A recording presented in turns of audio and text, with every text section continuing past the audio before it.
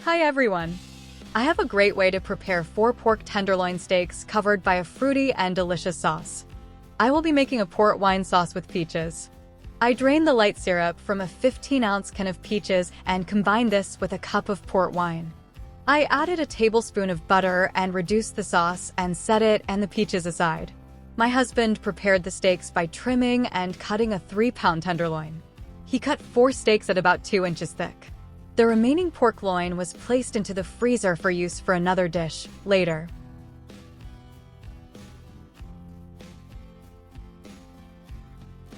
These look just perfect. He always does an excellent job. Now, to the stovetop where I have a cast iron skillet warming over a medium heat. The sauce and peaches are ready to be combined and simmered until the sauce thickens a little more. I will add some vegetable oil to the skillet, along with a tablespoon of butter. Once the skillet with the oil and butter is to temperature, I will add the tenderloin steaks.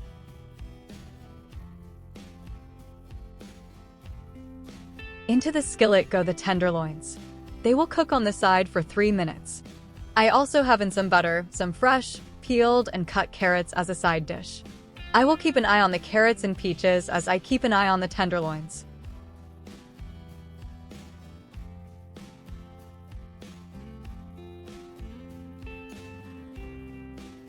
The tenderloins are ready to flip. The peaches are coming along fine. The carrots are simmering away great. Dinner will be ready soon.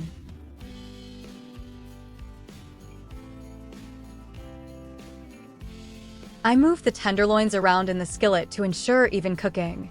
And I keep an eye on the skillet to make sure that the butter and vegetable oil do not burn.